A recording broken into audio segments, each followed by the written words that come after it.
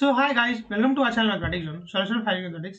तो इस वीडियो में डिस्कस करेंगे एक्सरसाइज 9.8 के क्वेश्चन नंबर 7, 9 और 10 को।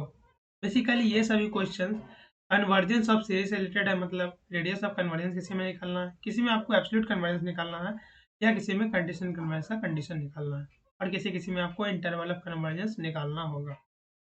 तो अगर जिनको रेडियस ऑफ कन्वर्जेंस और इंटरवल ऑफ कन्वर्जेंस में कंफ्यूजन है, तो एक वीडियो होगा, आई बटन पर दिख रहा होगा, ठीक है।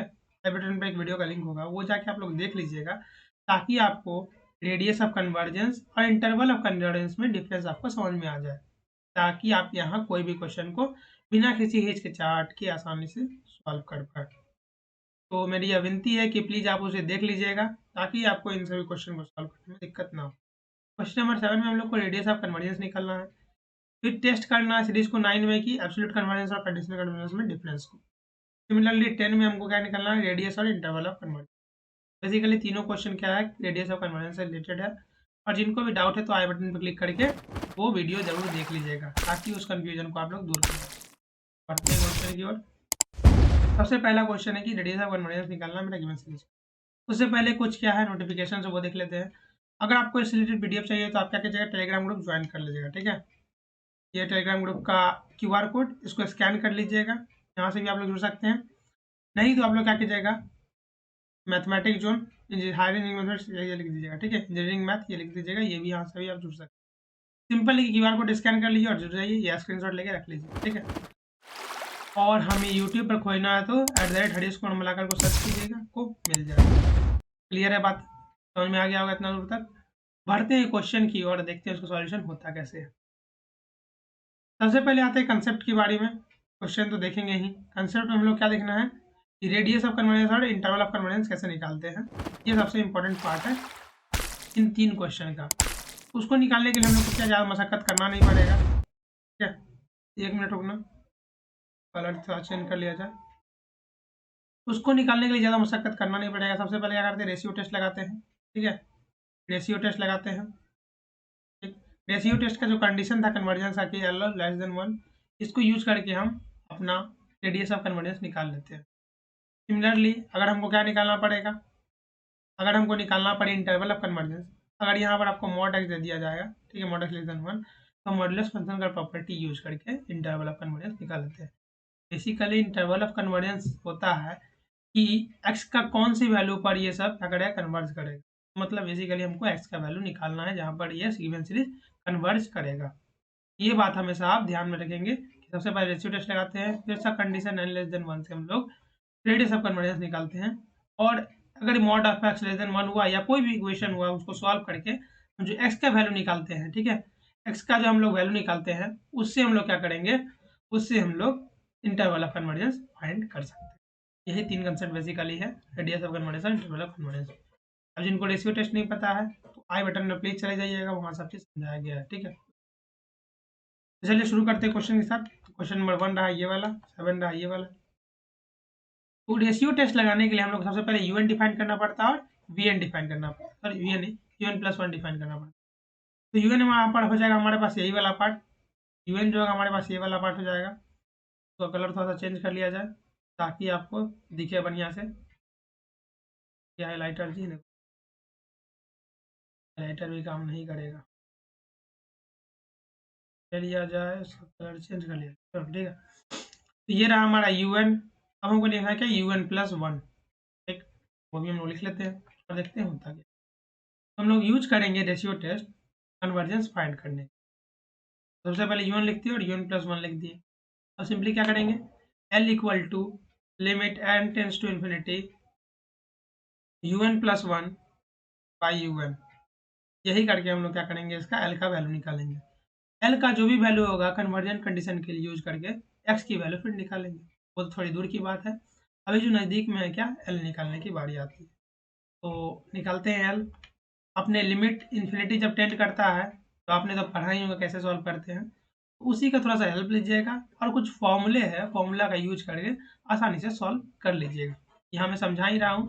अगर इसमें भी कोई डिफिकल्टी आपको आती है तो आप लोग कमेंट कर सकते हैं यहाँ भी और टेलीग्राम ग्रुप पर भी। तो यहाँ पर एल का जो वैल्यू है limit n tends to infinity u n plus 1 by u n, तो हम लोग क्या करेंगे, un प्लस वन बैठाएंगे और un बैठाएंगे, होता क्या actually n plus one factorial x to the power n plus one और n plus one to the power n plus one into n to the power n factorial x to the power.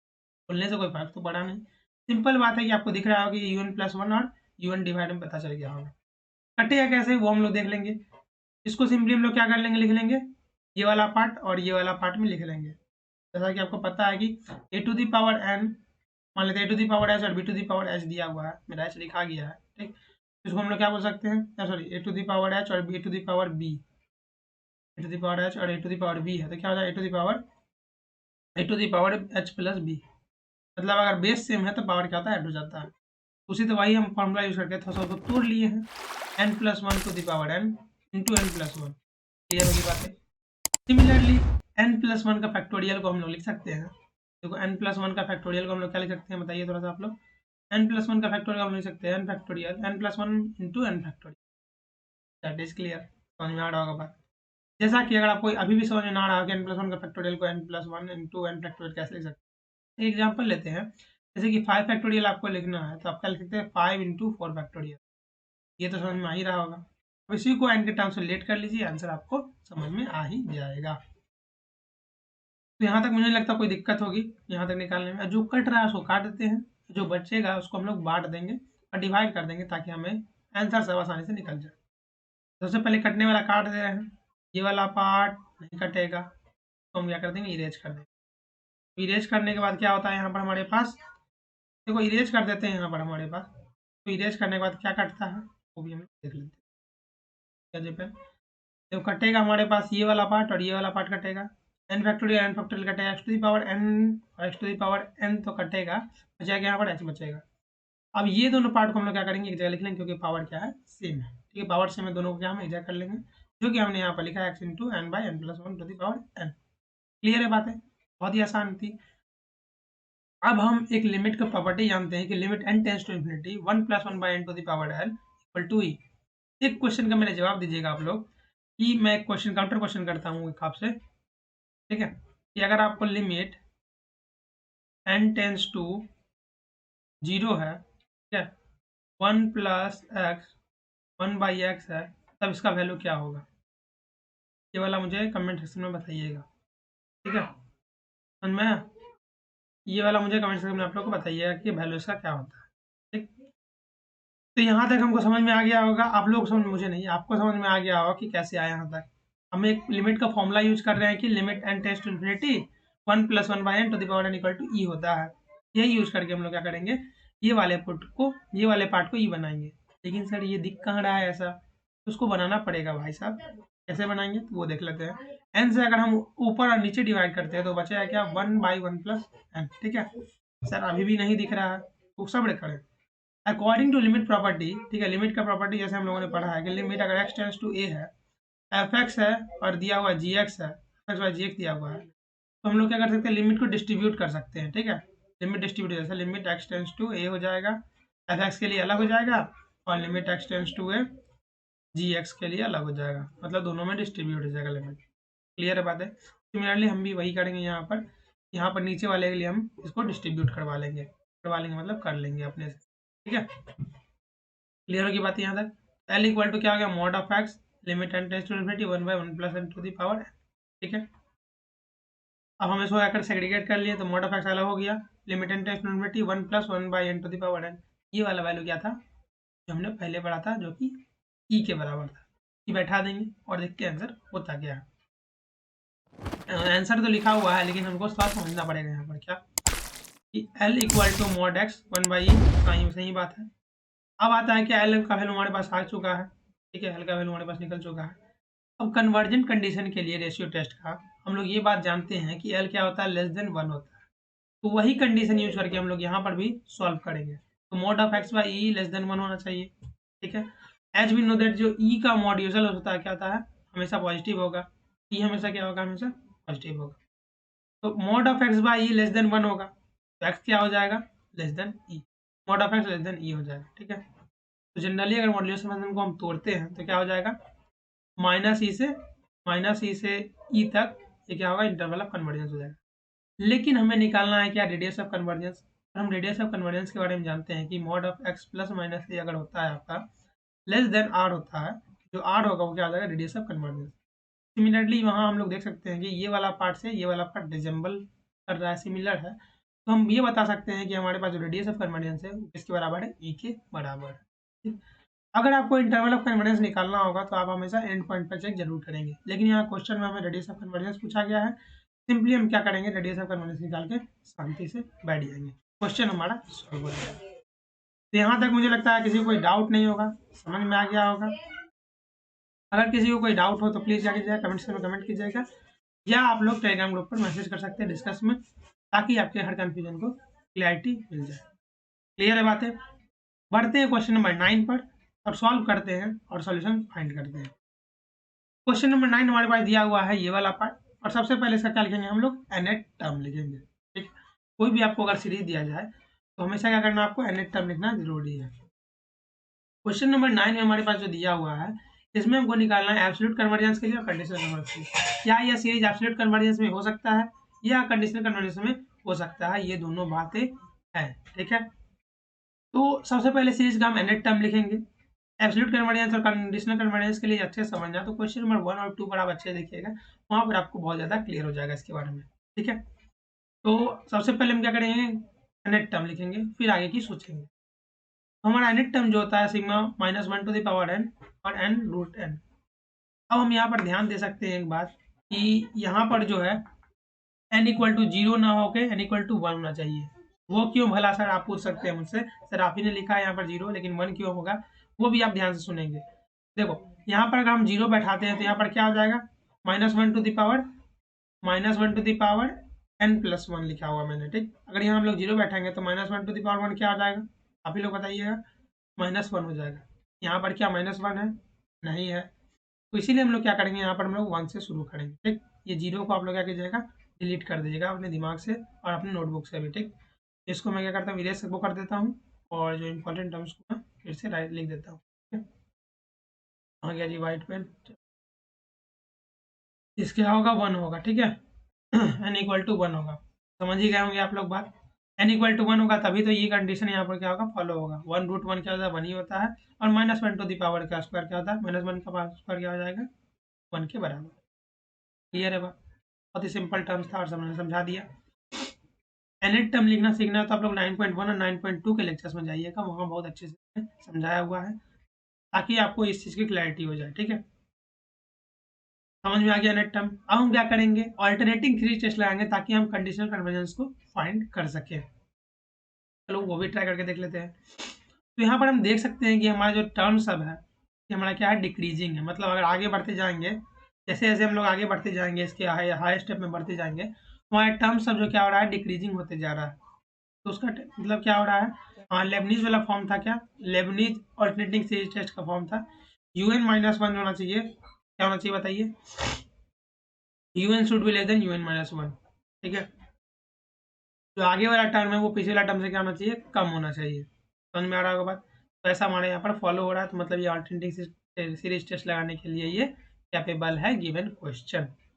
ठीक, confuse नहीं होइएगा। Alternating series test लगाते हैं, limit n tends to infinity, यहाँ पर limit n tends to infinity लगाते हैं, बैठता क्या, 0, जो कि हमारा ऑल्टरनेटिंग सीरीज टेस्ट का कंडीशन को फुलफिल करता है और यह बताता है कि सीरीज हमारा क्या है, कंडीशनल कन्वर्जेंट है ही सीरीज।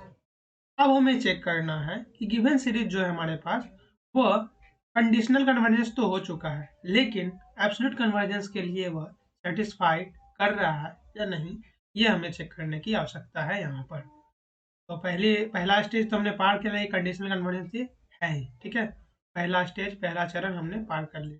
अब आती है दूसरी चरण की बारी, जो कि हमें एब्सोल्यूट कन्वर्जेंस के बारे में बता रहा है। तो इसमें आप कोई भी टेस्ट लगा के, जैसे शुरू से आपने पढ़ा था, रेशियो टेस्ट लगा लीजिए, कंपैरिजन टेस्ट लगा लीजिए, जो रूट टेस्ट है वो भी लगा सकते हैं, जो आपकी इच्छा, जो गिवन सीरीज में लग जाए, तो उसको यूज करके आप एब्सोल्यूट कन्वर्जेंस प्रूव कर सकते हैं।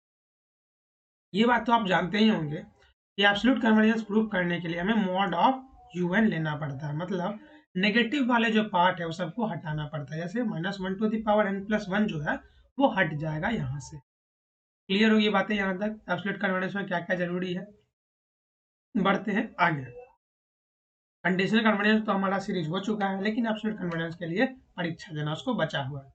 जैसे कि हम लोग परीक्षा देते हैं बीटेक का आगे सेमेस्टर में जाने के लिए। अब बैक लग गया था, कहानी खोए हो जाता है, पीछे पीछे जाते रहते हैं और बैकलॉग ही संभालते रहते हैं।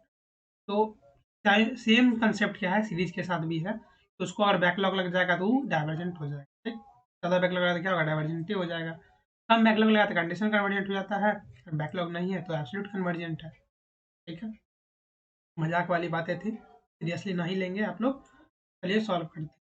ठीक है, अब हम क्या करेंगे, पी सीरीज टेस्ट के हेल्प से हम एब्सोल्यूट कन्वर्जेंस को फाइंड करेंगे। लेकिन सबसे पहले सीरीज थोड़ा सा लिख लेते हैं कि मॉड ऑफ एन टर्म। ये जरूरी क्यों है, क्योंकि एब्सोल्यूट कन्वर्जेंस डिफाइंड ही इस टर्म्स में है कि अगर आपको जो भी वैल्यू दिया है उसको मॉड्यूलस लेके बनाना पड़ेगा।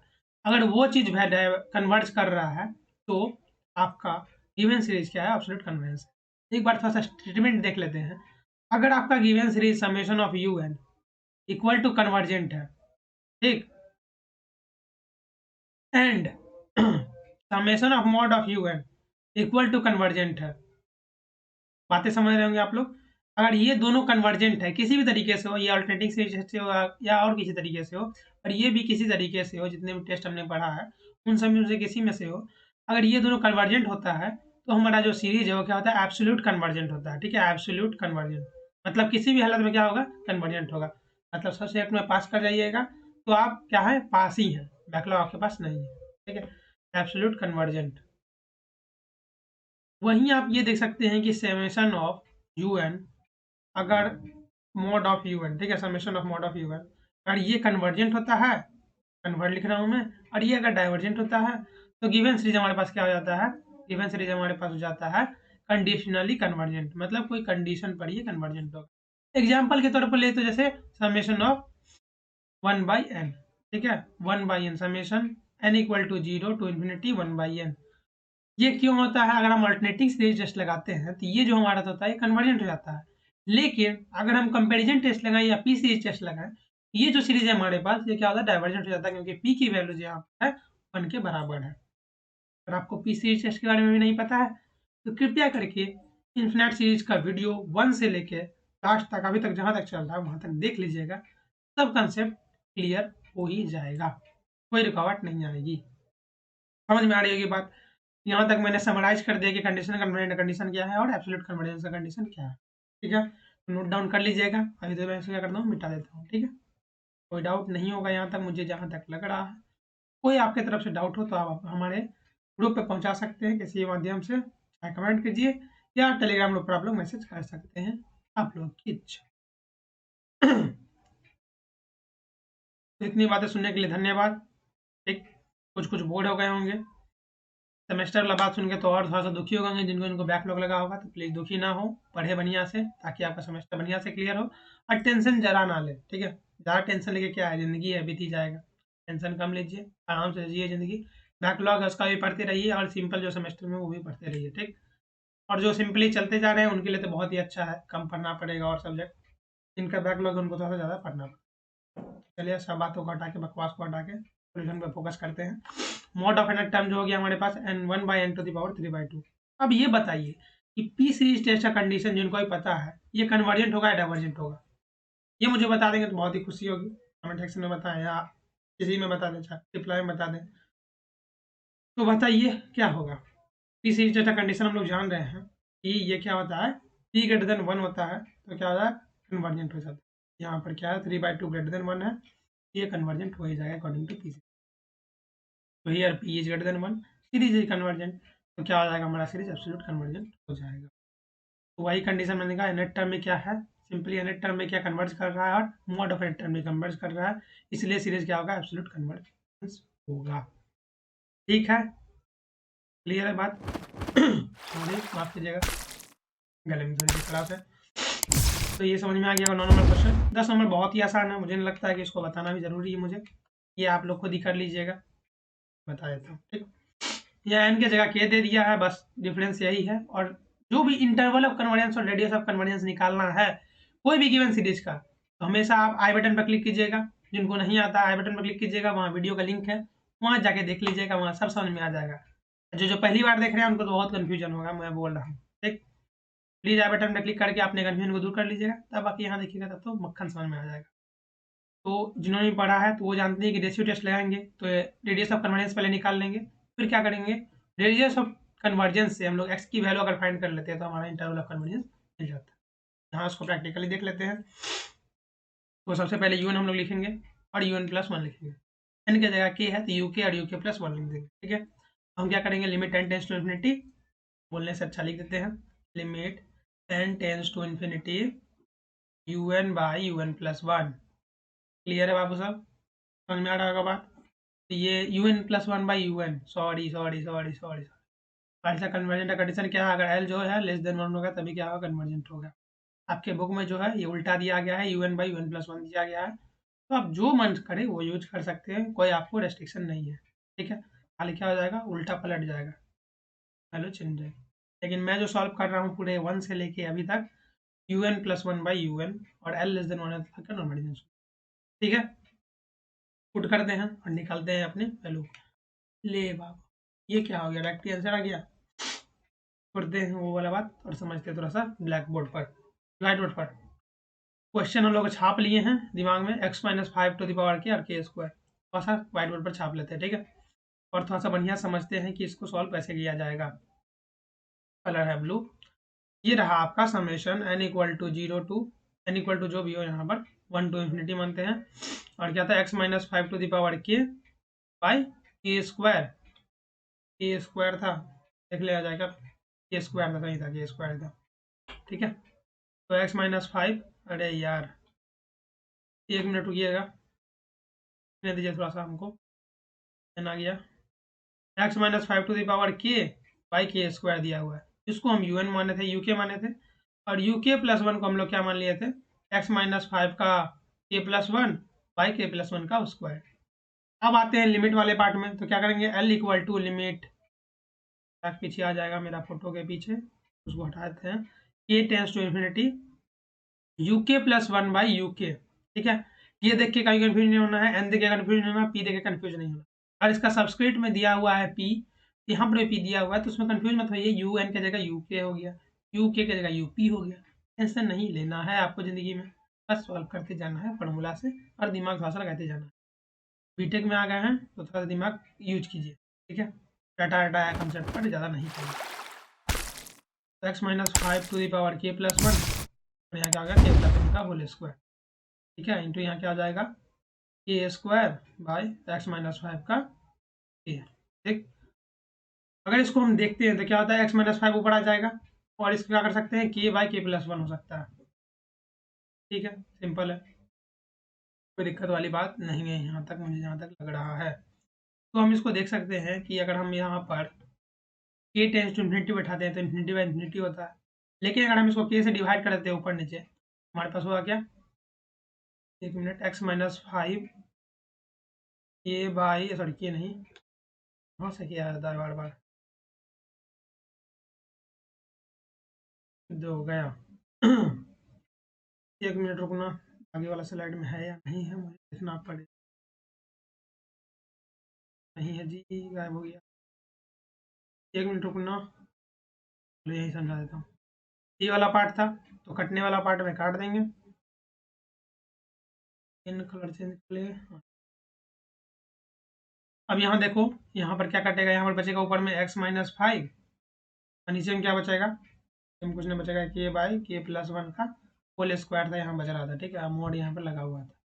हम क्या कर सकते हैं, के से ऊपर नीचे डिवाइड करेंगे तो बचेगा क्या हमारे पास, यहाँ पर बचेगा x माइनस फाइव, मोड अलग कर लेते हैं, और यहाँ पर बचेगा 1/1 प्लस के 1/k, क्योंकि हमने के से यहाँ डिवाइड किया तो यहाँ क्या 1 हो गया, यहाँ भी के से का डिवाइड करेंगे तो क्या हो जाएगा, 1 हो जाएगा, यहाँ 1/k, क्लियर है।